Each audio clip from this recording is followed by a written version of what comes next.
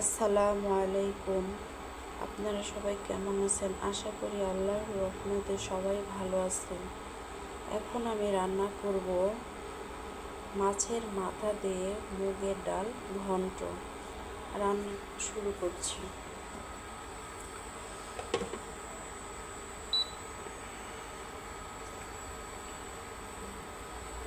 এখানে আমি সব রকম উপকরণগুলো করে নিয়েছি। এক এক করে এখন আমি স্টেপ বাই স্টেপ সব কিছু দিয়ে নিব। এটা মাছের মাথা কেটে রেখেছি, বড় মাছের মাথা।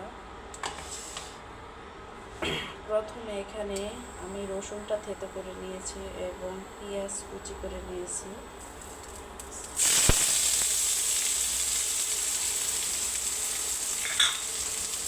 প্রথমে আমি মাছটা কষিয়ে নিব।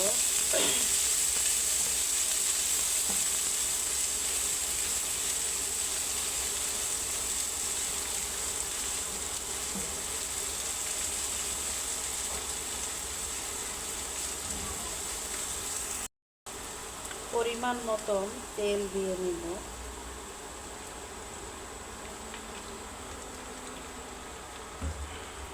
পেঁয়াজটা ভালোভাবে নেড়ে চেড়ে নিব। এখানে আমি তেজপাতা, দারচিনি এবং সাদা ফল আর কালো ফল নিয়েছি। আপনারা পরিমাণ অনুযায়ী এটা নিয়ে নেবেন।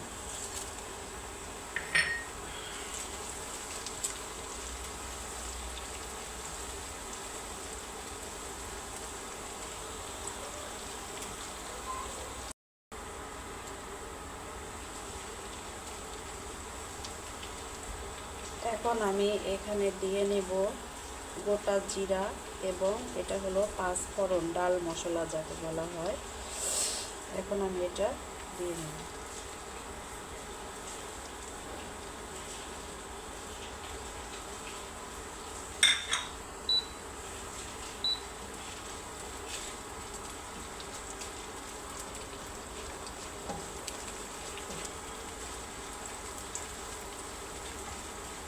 দিয়ে এটা ভালোভাবে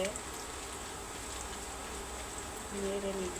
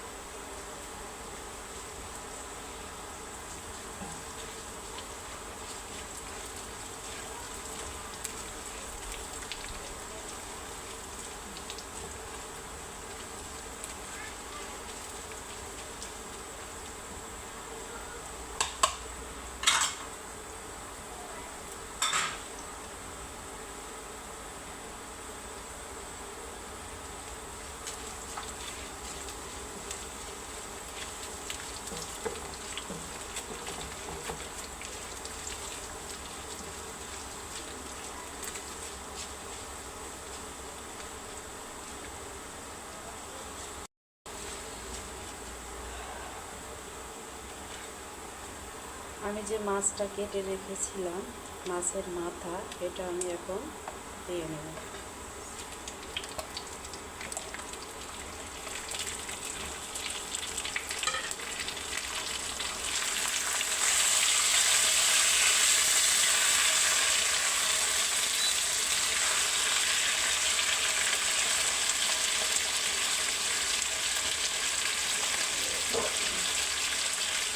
এখানে আমি এখন সব রকম মশলা দিয়ে নেব।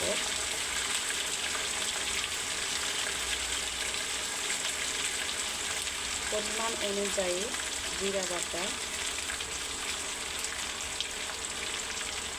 আদা বাটা।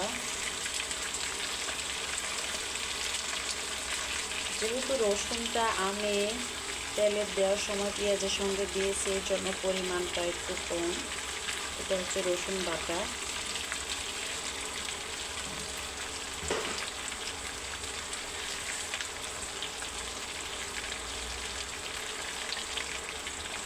স্বাদ অনুযায়ী লবণ,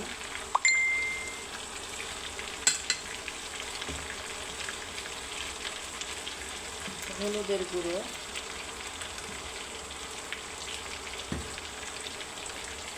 প্রত্যেকটা মশলাই আপনারা পরিমাণ অনুযায়ী দিবেন।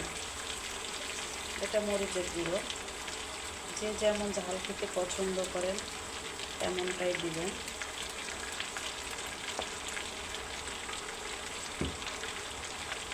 সামান্য ধনিয়ার গুঁড়ো,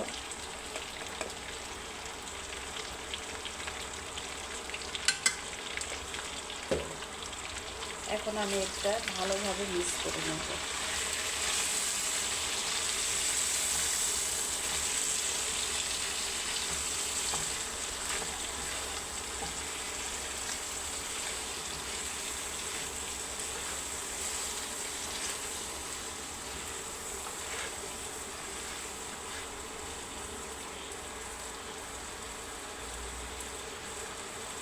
মাছটা কষানোর জন্য এখন আমি পরিমাণ মতো পানি দিয়ে নেব।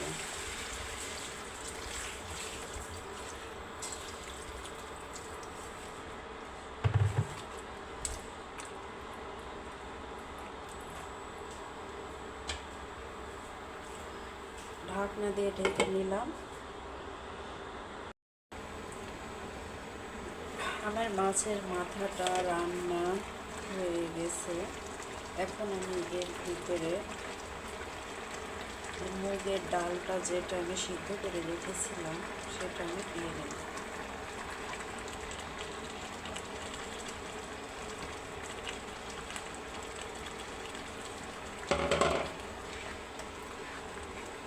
এখন এটা ভালোভাবে নেড়ে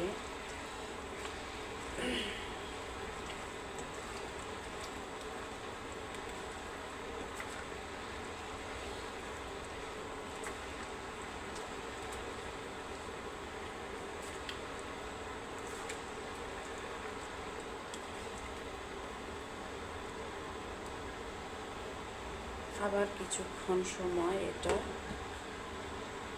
জাল করে নেব।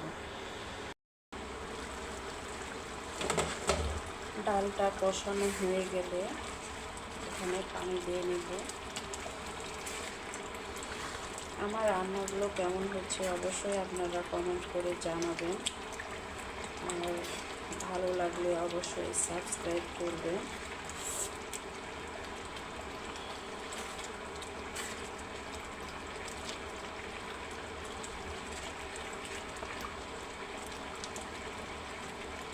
কষানো হয়ে গেছে, এখন আমি এখানে কিছু পরিমাণ পানি দিয়ে দেবো ঝোলের জন্য। একটু পাতলা পাতলা, ডালটা একটু পাতলা হলে খেতে অনেক ভালো লাগে।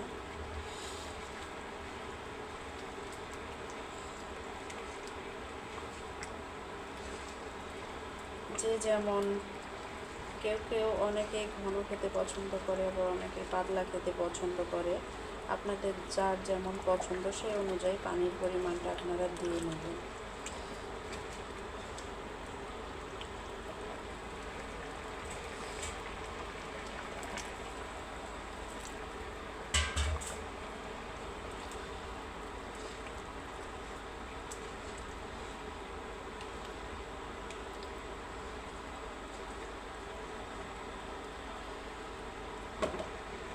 আবারও আমি ঢাকনাটা দিয়ে ঢেকে দিলাম, কিছুক্ষণ ওয়েট করি।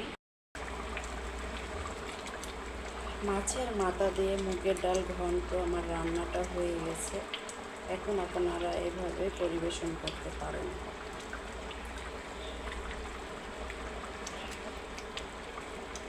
এই হলো আমার আজকের পরিবারের জন্য রান্না। সবাইকে অনেক ধন্যবাদ। সবাই ভালো থাকবেন।